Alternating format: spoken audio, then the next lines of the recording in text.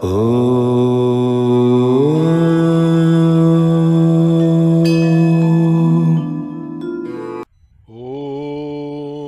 Sahana Bhavatu Sahanau Bhunaktu Sahavidyam Karavavahai Tejasvinavadhitamastu ma vidvishavahai. Om Shanti Shanti Shanti. You know, when we do something extraordinary, something unusual, something which is unbelievable, and people near to us, like somebody who's a relative, somebody who's a friend, and they see whatever we have done, but they don't know that we are the ones who did it, and they see it and they say, "Oh my God, what a wonderful job, superb!" And then you say, "I did it, I did it." They say, "Sure, you couldn't have done it," because they think, because they know you, they assume you to be somebody with some limitations, some capabilities which they have already preconceived about you. So there is a conditioning in their mind about you, on the basis of which they will say that, "Arey, Suresh, this is what he can do." That's the way they will think. But when they are confronted with something extraordinary, something unusual, something superb, something wonderful, and they say that, you say you did it, I don't believe it. So now what? You have to prove to them that you did it. So they have to know your glory.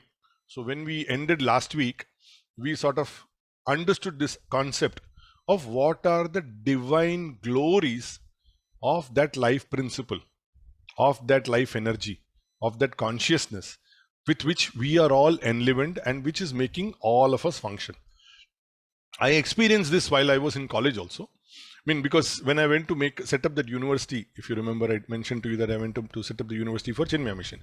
Now, in school, I have a school friend of mine who's just now logged in. In school, people associated me with a lot of backbenchers in the class, naughty fellows, doing a lot of mischief, etc., etc. In college also, similarly, I was extremely, mischievous, etc. So now what happens is, when something as big as an educational institution like a university is set up, and then, for example, they don't know that I did it, and then they come visit, "Oh my God, superb, wonderful, what a vision." I was, a key person in ideating and establishing this. Chodna, tu pagal hai, tu kya kar sakta hai? That is the attitude that you will have. So the glory of what you did will not be perceived by somebody, because they identify you with limitations. So we were discussing about the divine glories of that life principle, of that life consciousness, etc. Who is narrating to whom? Krishna is narrating to Arjuna. And what is their relationship? First, they both are friends. Two, Draupadi is Mubuli Behan of Krishna. So in that respect, Krishna is his Sala. Then he is his cousin, because Arjuna is Krishna's Bua's son. So there is a relationship. There is a relationship which are identified, that I am your cousin, I am your friend, I am your Sala, all these things. These relationships are identified. Now, in that perspective, when you are asked to look at that great glory of that person, because he said life consciousness. I said we can use the term Krishna, we can use the term Rama, we can use the term God, etc., whatever it is that we want, but ultimately it is that principle only we are discussing. So in that perspective, it is unbelievable. So now we will take this with this little rider and take it forward. We heard that this life principle, this life energy, this consciousness, whatever is the name that we call, all of these, when you look at them, they are all abstract words. Like Suresh, you see Suresh as an image. If I were to look at the other side, I say Namrata, there is an image. Vijay, there is an image. Kumar, there is an image. Mahesh, there is an image. So there is an image that we have with a name that we are calling each other. But here, life principle, life energy, consciousness, they are all abstract words. So how I can capture this abstract, which in my intellect, it cannot form any shape in which I will be able to perceive it. Isn't a name or a form necessary for the ease of my identification? Obviously, because it is easy for me to understand. So I'll just share this thought with you with a slide. Now, for example, we are talking about life consciousness, life energy, consciousness, life principle, call it whatever you like. So I'm going to share some images and you'll see, understand what I'm talking about. Now, I say that the life energy. Now, when I talk about energy, the easiest way we identify energy is in the form of some sort of an electricity which is coming in, some sort of a power which is coming in, which is visible. Actually, energy is not visible. Electricity is not visible. The energy that we see is not visible. But we've identified with some sort of a form like a lightning stroke. Or if I use the word consciousness, consciousness again is an abstract word. So consciousness sort of picturizes an image where everything is an abstract. There is a whole lot of colors. There is a whole lot of maze of thoughts, which is behind the human mind. So that also sort of triggers some sort of an imagery, but it's not finite. It's not something identifiable. Similarly, if I were to say life, life principle, it's an abstract life. How do you do it? So if I were to give a painter that you draw an image of life, he will probably draw some abstract like this, which again is shapeless, formless, some sort of an identification which is not possible. So imagery that does not capture my imagination will not enter my mind. This is very important for us to know. So an imagery which is required to convey an idea, that imagery must capture my imagination. Otherwise, it will be an abstract which I will not be in a position to remember. How will I remember? Because I am familiar with certain things, certain images, certain names, some forms which are already there in my mind. So it doesn't really give me a real picture. Now, we also learned in the process that what are the qualities. We extolled some great qualities, and what are those qualities that need to be developed within us, so that how we can become an ideal wise person. We used, as we were in chapter 2, we understood two words: sthita prajna, the one who's balanced, and in every situation he is balanced, he is equanimous, he is in a position to deal with every situation in a very balanced manner, sthita prajna. And then we said that yadyad acharati shrestha, the way a ideal person, a great person acts, that is the way people will follow. We sort of created an imagery, or created a form, created some sort of idea of some great person, the way we should be. Now, which means that they are bigger than whatever reality that we know. But from chapter 6 onwards, when we started moving, we developed an idea about how we should meditate. That is how we should internalize ourselves inside, and how we should connect with that higher principle which is above us. And then also we spoke in the last time about the glories of that highest principle. Now, how can I, a limited personality, become bigger than whatever is conceivable? So this chapter that we are going to deal with is that beyond conceivable, a cosmic form. That is what we are discussing now. So this chapter deals with certain qualities, certain specialities which are highlighted. There are plenty actually in this chapter. There are plenty, but we will not go into all of them in so much of detail. What we will try to do is we will try to deal with them part by part in 2 sessions. First, as I said last time, it becomes too big a chapter for me to take it combined into one. And at the same time, there are too many detailing, and I don't want to do all that together. So we will take that in 2 sessions. We understand the literal meaning of what is said. In a few instances, we understand the literal meaning of what is said, and we also identify how Krishna is saying that they are all me. So we will try to, with that example, build these identifications within ourselves. And what is the purpose of doing all this? The purpose is, I said, when we talked about the ocean, etc., I said that it is the many which is emerging from the one. From the ocean, the small wave, a bigger wave, and the high wave, they come, and into the ocean they merge. So from the one, many are emerging, and they are all merging back into the same one. So how that is happening? Ocean principle, which is quite understandable, because we are able to see, sitting on the beach, we can see ocean. If I tell you gold, you're able to understand, because it's something which we wear. I have a ring, I have a chain, I can understand. These are things, forms that we can understand. I will show you an image of something else which we hardly visualize in our own mind, but this is happening every day in reality. I will just share a small video with you, and then I'll explain that to you.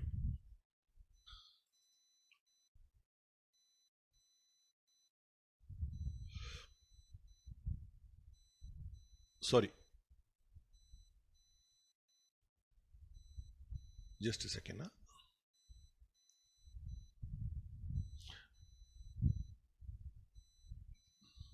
Oh, I'm sorry. Before I go to that, I wanted to bring this idea of this seeing the one in many and seeing the many in one. Now, here you see ornaments, gold ornaments which are stacked up.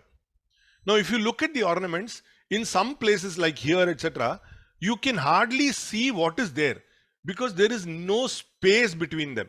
But if you really minutely observe, it is like a veil where there is space, etc. And between these chains, etc., that you're seeing, these chains also there is a space.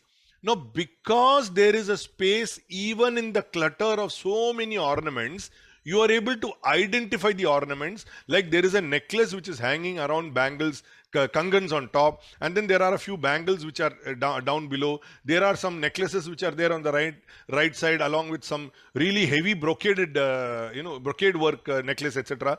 So you're able to see the many in identification even though they are crowded because there is space. So space between them is what is able to make us identify each and every object that we are seeing even in the gold. Now, if the space were not there, how will the space not be there? Assuming that we melt all of these gold ornaments and we make that into a gold bar. Now, if you see the gold bar, all of these ornaments have gone into that gold bar. Now, can you see these ornaments now inside the gold bar? That is visualization. That I am able to see the many in one.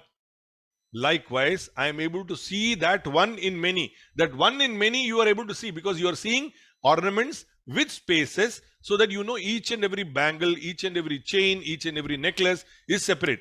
The moment they are all compressed into one, that compression makes them into one lump of the base material, which is the material cause of all these things to come out.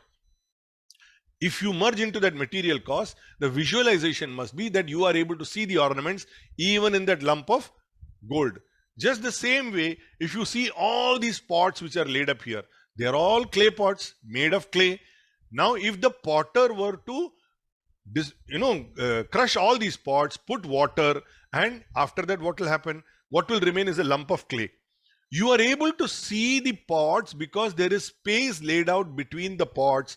Even in the pots which are one on top of the other, there is a clear demarcation. Because there is a demarcation, even though they are crowded, you are able to see those pots as separate, distinct individuals. But the moment all of them go back into its original form, which is the clay and nothing but the clay alone, can you see the pots in that clay? In that piece of clay, can you see the pots? You will not be able to, but that is the visualization. So when we talk of ourselves as people, when we say that you are there on the other side, I'm here on this side, and we are meeting our friends, family, everybody that we are seeing, there is a space between us. But if you were to look at my head, from my head to my toe, I'm a single piece, except that there will be space when I lift my arms, there will be space between my fingers, there will be space between my legs if as I stand. Now what happens is you are able to see them separately. Otherwise, look at my entire torso. There are so many components inside. You will not be able to see them. It's a single piece. It's an unbroken, there is no space. Moment space comes between the fingers, you say there are 5 fingers. The moment there is a space which comes under the ears, you say there is 2 ears. But if I did not have that, supposing everything was compressed into the skull, where is your ear? That is what happens. So space is the one that gives us the idea of a identity distinct from another. But if that space is compressed, we are all the same principle. Similarly, when we look at ourselves, all of us are coming from the same principle, and that is the one to which we will all go back. So I will now go ahead and show you that video which I mentioned. So please watch this video. It's just about 19 seconds.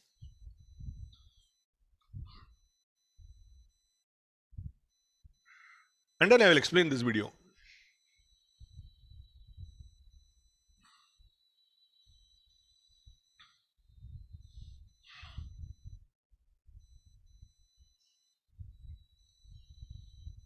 This is called sun explosion.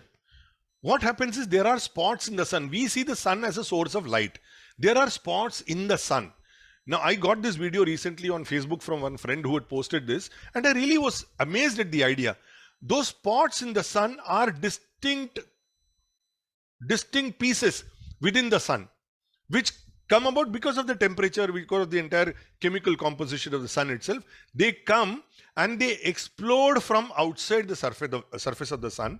Sometimes they form a layer around the earth, which is what sometimes satellites etc. capture, but they all merge back into the sun.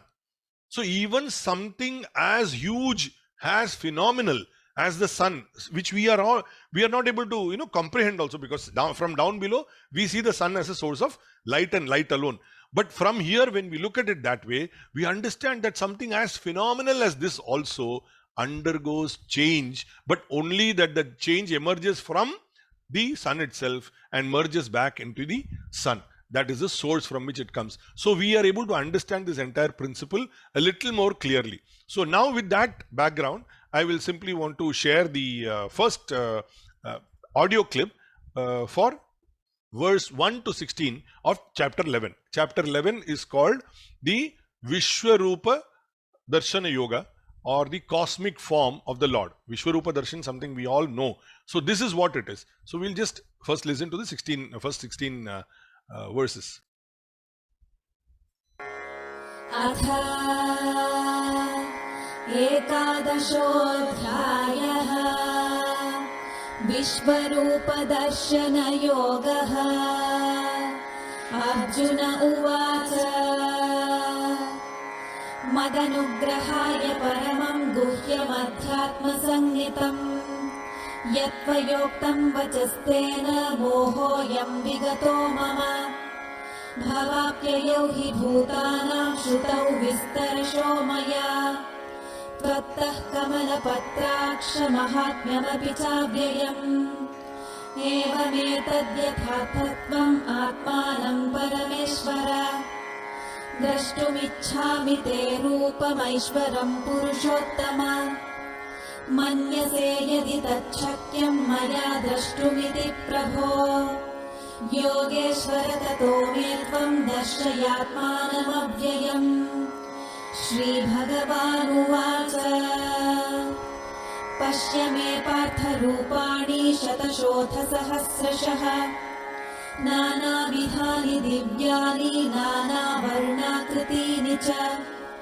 Pashyadityan vasun rudran ashvinau marutastatha Bahunyadrishta purvani pashyascharyaani bharata Ihaikastham jagatkritsnam pashyadya sacharacharam Mama dehe gudakesha yachanyadrashtumichhasi Natu mam shakyase drashtumanenaiva svachakshusha Divyam dadami te chakshuh pashya me yogamaishvaram Sanjaya uvacha Evam uktva tato rajan mahayogeshvaro harihi Darshayamasa parthaya paramam rupamaishvaram Anekavaktra nayanam anekadhuta darshanam Anekadivyabharanam divyanekodhyatayudham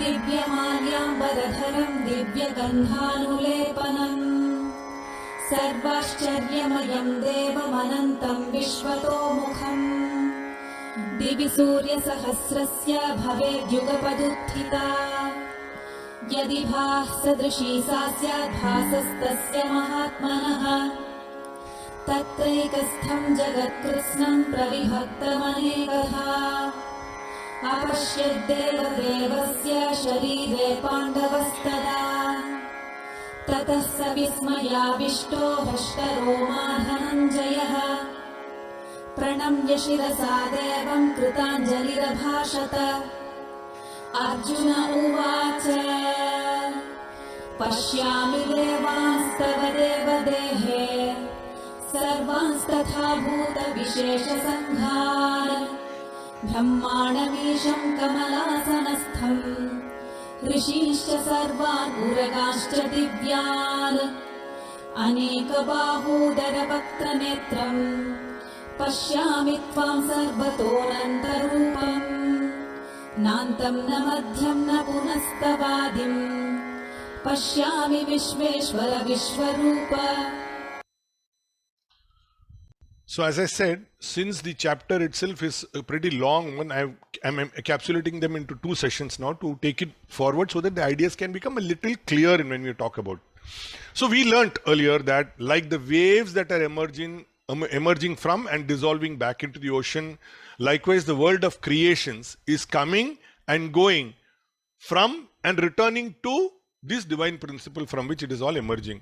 So we also got to know the greatest subjective scientific secret that we talk about, the royal secret as we mentioned, and which we now also got a new dimension of thought by what is happening in this sun explosion. So having understood all this, as I said, I don't believe this. That is the mind with which we will be. So obviously we would like to see this in reality. Like how I said that the electricity is running across all instruments, but it is not manifested unless the equipment is running. So unless my fan is running, AC is running, light is running, electricity is not manifested. But the electricity is the underlying principle. So how will I know the reality of electricity? The best way is what I did. If you remember, I said as a child, what did I do? I put my finger into the socket of a live socket, got a shock, and realized that there is electricity behind this.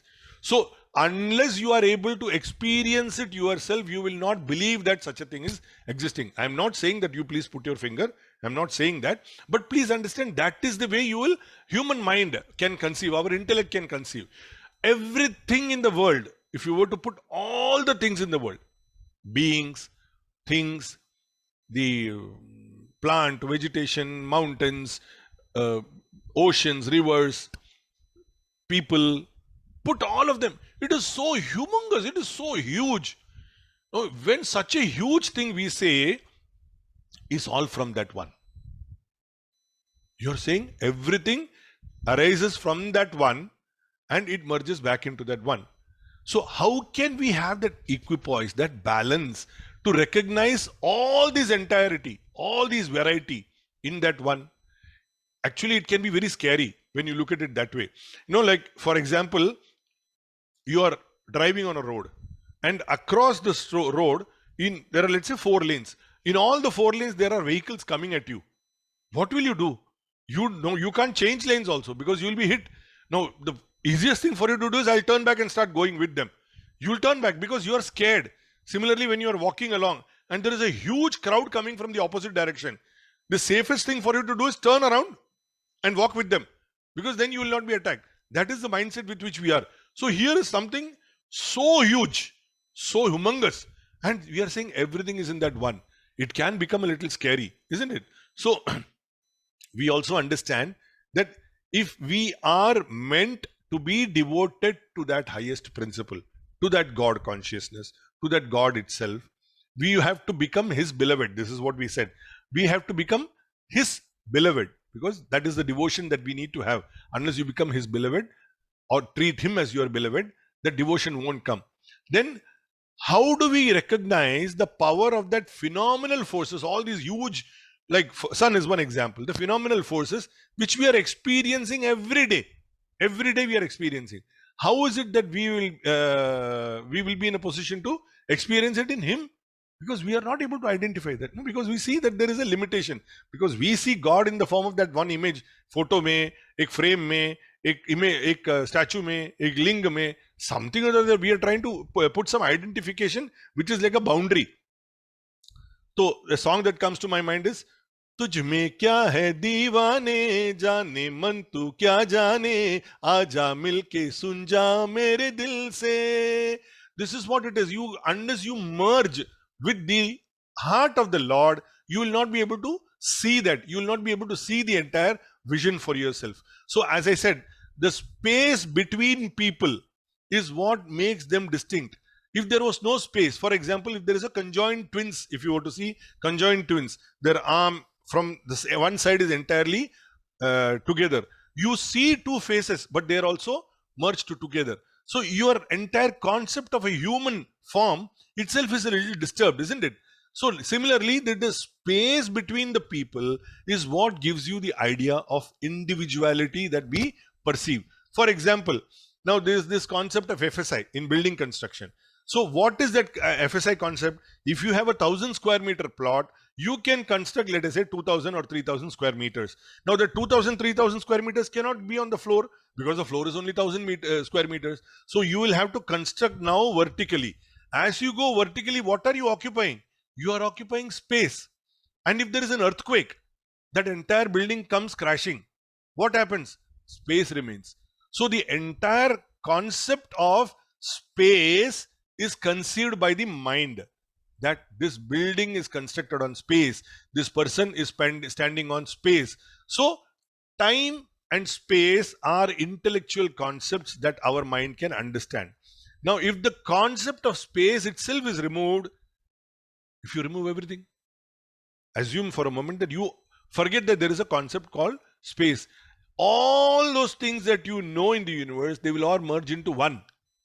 So that is what it is. You ignore, basically you go beyond this concept of space. You understand that everything is just one. Like clay pots which are merging into that lump of clay, those ornaments which are merging into that gold bar.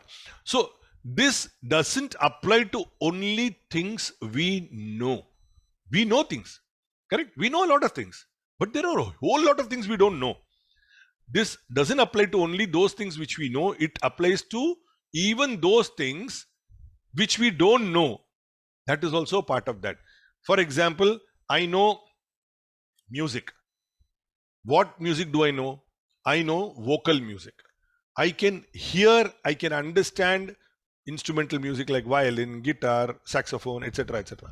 Now you say that there is some instrument which is called some exotic name. I don't want to give any name because I don't know any exotic name. That's what I said. I don't know. And you say that this is a beautiful instrument. Huh? This is an instrument? I can't believe it. Even things which you don't know are part of that entire whole. Correct? So, let us say, take for example, my knowledge of geography does not include places like Iceland or Alaska. So when I see the world map, those will also be visible, because even though I don't know them, I will just share that with you. I don't know Iceland. I don't know Alaska. I don't know these things. But when it comes, what happens to me? Sorry.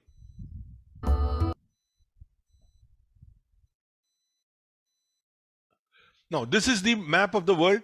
Now, in this map, there are things which I know. For example, I know there is Algeria, Libya, Morocco, etc.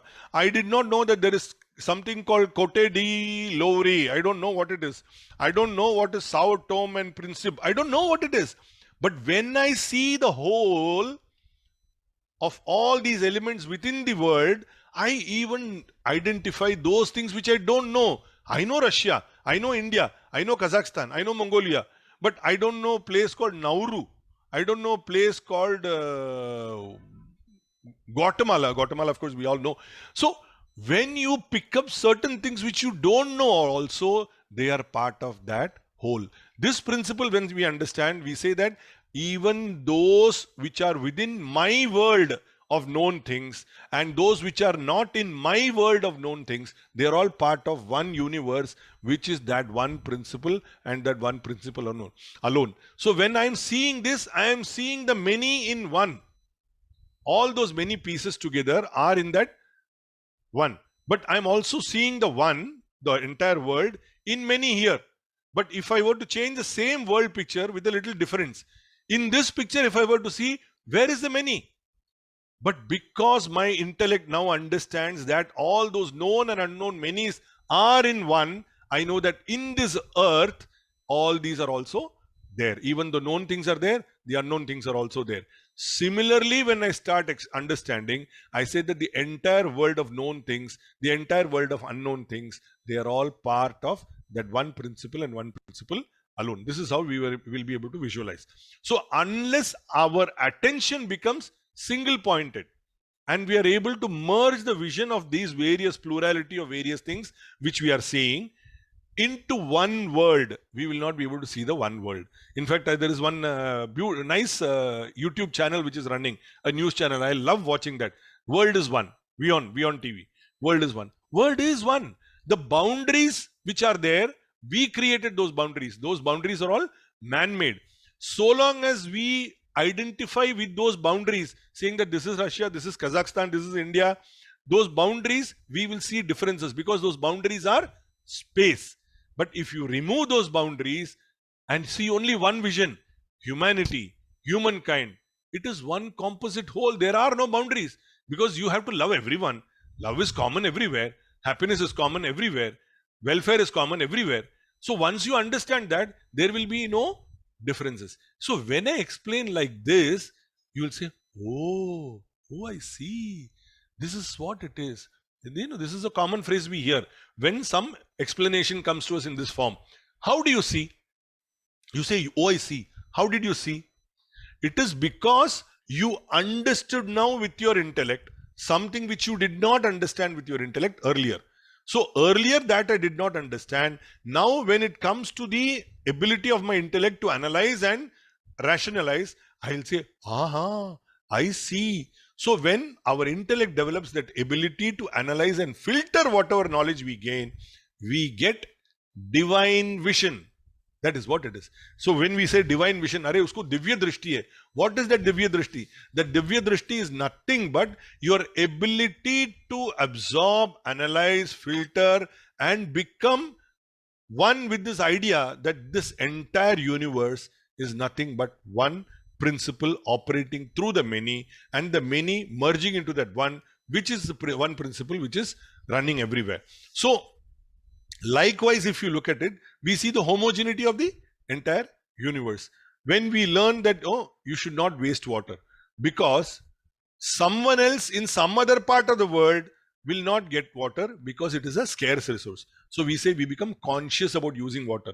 Do you know who's that person who needs water? You don't know, but you know that in some part of the world water is scarce. So if I conserve water, I will be in a position to ensure that water is available for somebody whom I don't know.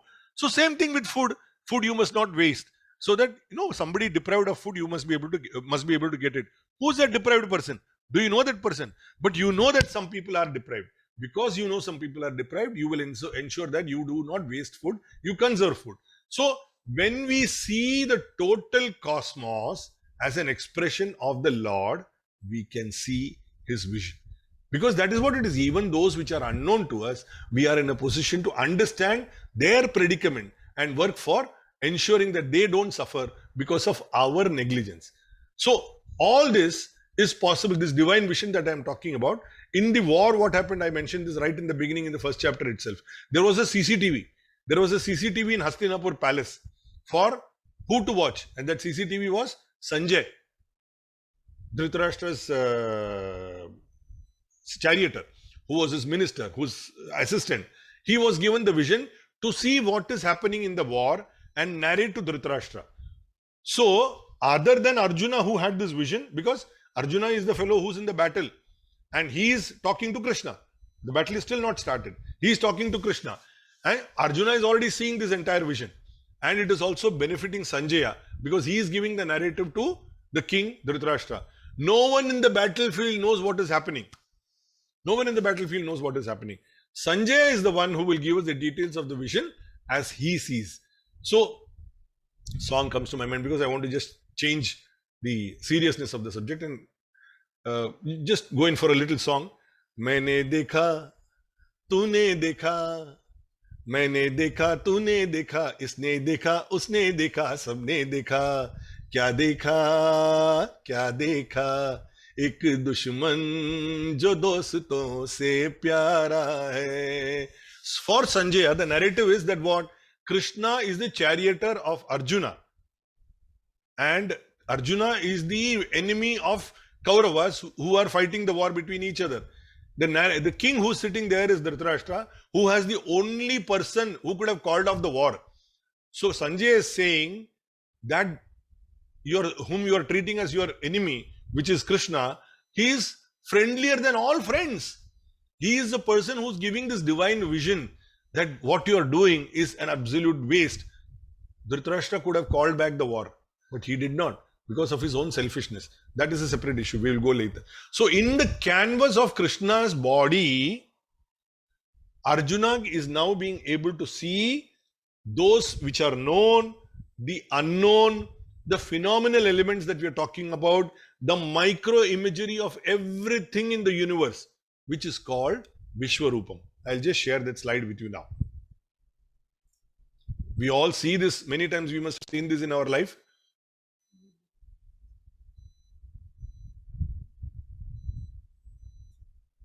This is the image that we all know as Vishwarupa Darshan. Some people call it Virat Darshan, or whatever it is. This is the Vishwarupa Darshan. Now, this Arjuna is seeing in his chariot, and Krishna is saying, "Behold my cosmic form," in which everything is there. Known things, unknown things, people who know, whom he knows, the gods themselves, the Devatas. Today is Hanuman Jayanti, so we simply say, Jai Hanuman Jnana Guna Sagar, Jai Kapisa Tihu Loku Chagar, Ramaduta Atulita Baladama, Anjani Putra Pavana Sutanama. Basically, this is what it is. Even he is there. Everything is in that form and that form alone. So there is nowhere else you have to see. Phenomenal elements that you are seeing, the storms that you see, the ocean that you see, everything is in me and me alone. This is the Virat Darshan that he is giving. And he is explaining that Sanjaya is explaining that Arjuna is now got this person, the Lord himself, as his charioteer. When we know for a fact that we are doing wrong. When this happens to us also, we know for a fact that what we are doing is wrong out of our selfish interest, out of our misconceived ideas, etc. Yet, and so that we get a chance to correct it. We can at least make one choice of correcting it. But we do not have the courage to accept this because it is our ego which is manifesting, saying that no, I want it done that way. I have already done it. I cannot backtrack. This is what it is. So taking the Vishwarupa Darshan forward, I just want to give some ideas. Now the sum total of all the forms in the universe, including me, that is, including Krishna, including Arjuna, everything, all the forms that we know, names that we know, is all in that image. The entire canvas of all the phenomenal elements that we know, sun, moon, stars, space, call it whatever, celestial bodies, everything is in that. The entire gamut of all the beautiful things that we know, every beauty that we encounter, that is also there. All the expressions that could happen, expressed or unexpressed, they are also there. So it is an image that will make us wonderstruck. Oh, aisa hai kya? Because there is no space. He is the totality. How is it possible? Because we are conditioned by the concept that there is space for identification of individuality. When everything merges into one whole, oh my God, it is that kind of, awestruck imagery. And all life forms coming up and dissolving, events which have occurred or which are yet to occur, they are all there in that form and that form alone. So when you know that this is so huge, it can be really, it is one, of course you're wonderstruck. It can also be a little fearful. There is one thing about this Vishwarupa Darshan picture. Many people don't keep this picture at home. I had an experience personally when we were staying in Bhandup. When we moved in there, many people gave us some gifts or the other, take this, etc. So one of my cousins, she asked me, what do I want? I said, I want a picture of Vishwarupa Darshan. So she went to Guruvayur temple, and then when she came, she brought that. I framed it and put it in the hall. And I was very, I was very fond of watching it. Now, every time I would go there, the image, as I saw, the feeling that I got within myself was something of, there is some totality, a concept of something so humongous, so total, that you should be humble and surrender. That was the mindset with which I used to approach. But it may not happen every time. There will be some occasions when you are in a different mood, you will probably have a different impression. We don't know. But I'm not the only person at home. There are my children, my wife, then people, relatives who used to come to visit, friends who used to come to visit. Some people, it will give a positive signal like how I thought. For some people, it will be awestruck, something fearful. So after some time, for some reason or the other, somebody came up and said, no, no, no, don't keep this here because it is a very scary thing. You should not keep it at home. And then after that, when I read, I said there is no harm in keeping it at home, but normally Vishwarupa Darshan photo is not something which you keep at home. I understood that. So when my own experience, I understood that the wonderment is so huge that probably sometimes it can be fearful. So that is what I understood. So now we will take it forward. I'll now play verse 17 to 29 of chapter 11.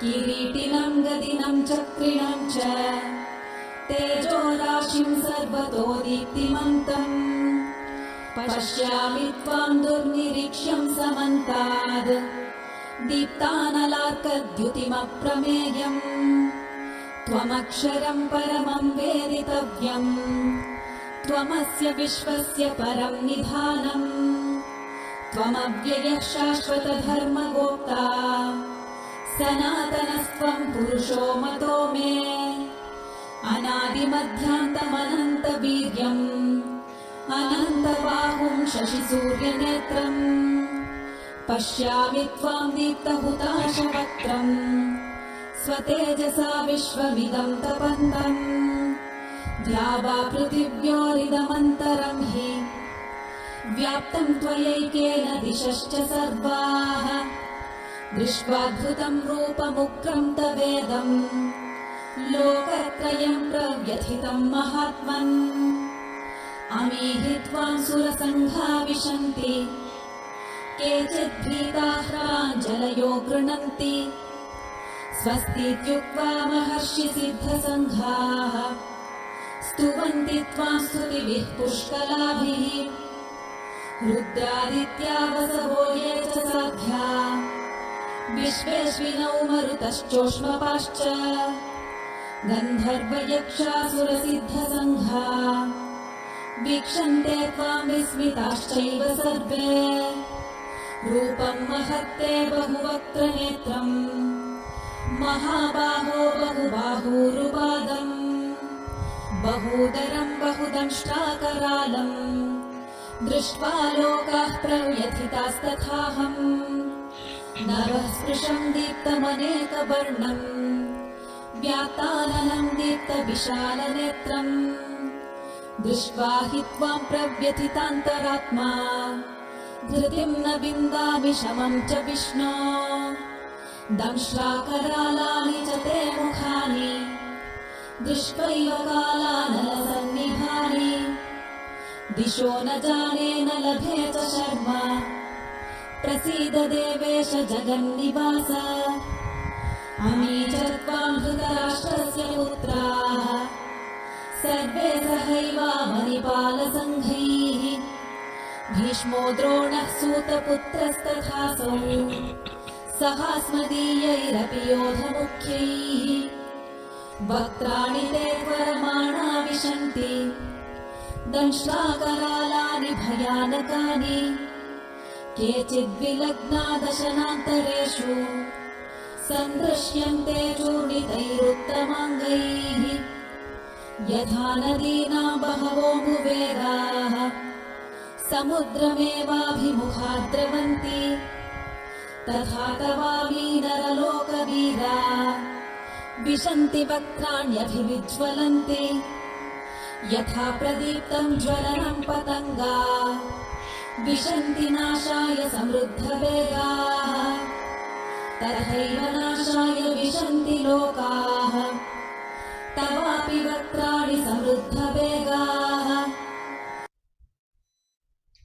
Now, when we are given an idea of some imagery like this, it actually cannot satisfy our intellect. Okay, it is awestruck, it is, we get wonderstruck, it is very awesome, we really, sometimes, as I said, fearful. But we cannot build blind belief on the basis of this kind of an imagery. On the basis of some magnificent imagery, which is, say, claimed to be God's image, etc., we cannot be blinded. Our utilitarian mind, it requires something which is of value to us. So what our utilitarian mind says that, how is it useful to me? How is it relevant to me? How is it valuable to me? So In that utilitarian mind, when we start looking at it, the higher implications of what we are seeing and what we are told, we are unable to grasp. So let us understand how minuscule we are. Now, I am talking to you in Bombay. I am sitting here in Bombay, in Chembur. You are sitting somewhere else in Bombay or maybe somewhere else, and you are behind the screen. So I'm in Maharashtra. I'm in India. India is in Asia. Asia is a continent in Earth. Earth is a small speck in the entire solar system. And there are very, very many solar systems. So all of this, we say, Arjuna is seeing in the single form of Krishna, unified into one whole.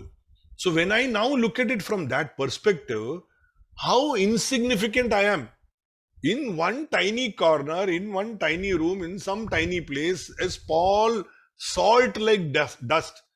If I'm here and I am talking to you. So when you understand this in its entirety, you realize how insignificant you are, how you are unable to grasp the entire cosmic picture itself. When we are actually like this wonderstruck, we get the curiosity. We want to know the things that we did not know earlier. For example, earlier we used to have, we must have seen a lot of these cave drawings, in caves and all, people used to draw with stone or some chisel, some images, etc. they were making. Now, what is the mindset of those people? Adi Manav, we call them. Okay, they were cave people, fine. But you really look at it, what is the mindset of those people? Anything new that they saw, which could be an animal, which could be another being, another human, which could be a plant or a tree or a fruit or whatever, anything new they saw, they drew that on the cave. Why? Because everything was wonderful. Everything was wonder striking. Everything was awesome. Something unusual. Everything was like that. So everything that was unusual, they drew in the cave walls. So we need to get out of this routine, because we are routinely thinking. Our thinking process is entirely routine, that we are unable to think that wonder. Can you remember the last time you stood in front of a rose flower and stood and said, oh my God, what a wonderful rose flower. What a beautiful flower. What color, what texture. When was the last time we did that? I don't think we remember having done that, because our mind is preoccupied with what we are doing in the routine world. And because of that routine thinking, we are even able to uncover the greatest possibilities within us. Within us, we are only doing that which is routine. Within us, we are doing that which we know. Within us, we are only functioning in the realm of whatever we are working. We are not going beyond that. And we hear that human possibilities are endless. We have heard that many times, isn't it? And we say that to our children, we say that, to some friends, we say that. But only if we explore the universe in the sense of this wonder. So only when I explore the possibilities which are there in this sense of wonder, I will be able to, unravel things that I don't know, and unravel the fact that the universe is so huge. I am just one small speck. It is for me to grow up. So every one of us, each of you, each of me, and everyone around us, the entire world of people, put together with our sense organs, like our, eyes, ears, nose, tongue, hands, skin, etc., with our sense organs, with our mind, with our intellect. Now, this is the form of the Supreme Lord. All of us are there. Like, as I said, we are all small specks, but all of us are there in that. In that Supreme Lord, all of us are there. It is His energy that is manifesting in the form of our actions, which we perform with our organs. His energy, which is functioning through our mind and intellect. Of course, they are decided by the inclinations or tendencies that we have stored from our past memories. But it is basically His energy that is working through us. So that is the hope, that is the asha with which we will move ahead, we will grow ahead.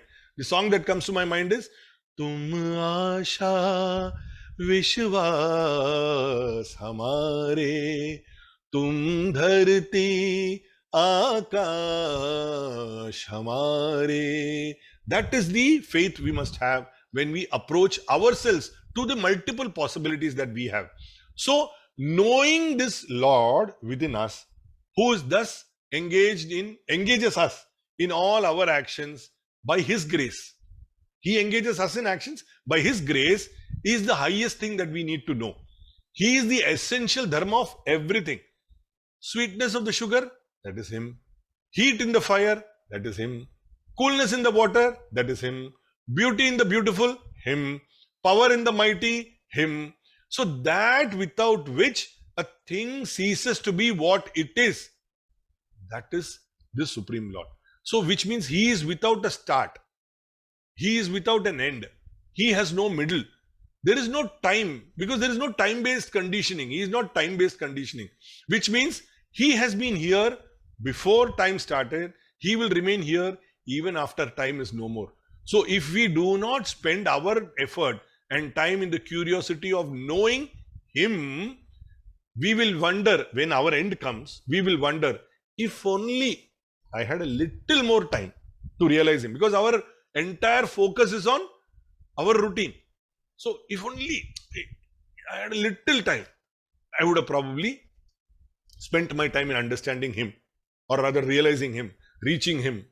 The song that comes to my mind is Vakt karta jo wafa aap hamare hote, हम भी औरों की तरह, हम भी औरों की तरह आपको प्यारे होते, वक्त करता जो वफा. So as compared to me, there are other people who are spending their time, spending their energy in trying to become one with this principle, because that will take them to their maximum potentiality. Whatever is possible for them, which they were not even aware of, which they didn't even know of, all that is possible if they were to connect themselves with that principle. So here Arjuna says that I see my enemies, which is Duryodhana and his brothers, my grandsire Bhishma, my guru Karna, Drona, my other enemy Karna, etc. I see them as if they are mosquitoes or bees, small bees entering the mouth of Krishna never to return. I am seeing them like that. It is a message for us also that Arjuna, who's here to fight the war for which he is in that battlefield, he is fighting that great war.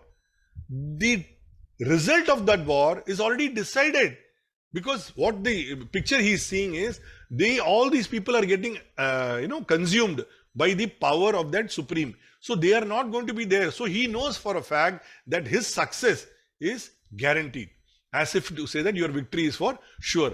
Now, if we also similarly understand the vision of the Lord in our hearts, in every action of ours, if we remember this, our success is guaranteed, because He is with us. That is the recognition that we must have. So, every one of us at the end of time will similarly enter the Lord, isn't it? Because we are arising from Him, playing for a while, merging back into Him. That is the principle we are talking about. So, every one of us at the end of our time will similarly enter into the Lord when our transactions in this world are finished. So it is important, therefore, to know that what we must do, what is it that I must do, and what is it that I must not do. And they are decided by what? By the imprints, by the tendencies that I have cultivated from my past memories. So it is for me to correct my past memories and put in fresh memories, which will make me do things which are required to be done and avoid things that are not to be done. Because we will ultimately, all of us, will get consumed by the waves of time, just like the ocean which consumes the ever-flowing waters of all the rivers. When their journey has ended, all the rivers, when their journey has ended, what happens? They all merge back into the ocean. Similarly, our time will also come. So till then, we have to be in this journey, figuring out what we need to do and working for our purpose in life. So I will end with this song. नदिया चले चले रे धारा, नदिया चले चले रे धारा, चंदा चले चले रे तारा, तुझको चलना होगा, तुझको चलना होगा, तुझको चलना होगा, तुझको चलना होगा. So let us remember that this is the path that we need to walk for our own happiness, so that we unravel the possibilities which are there within us, and we will be in a position to flower and become better versions of ourselves as we move ahead in this life from now on. That is all for today. Questions, if there is anything, I'm very happy to take. Most welcome. And as I said, your WhatsApp comments, your queries, all of them are welcome anytime.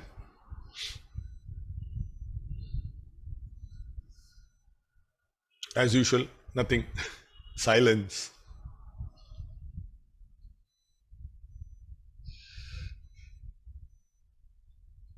Chalo, I'll wind up for today.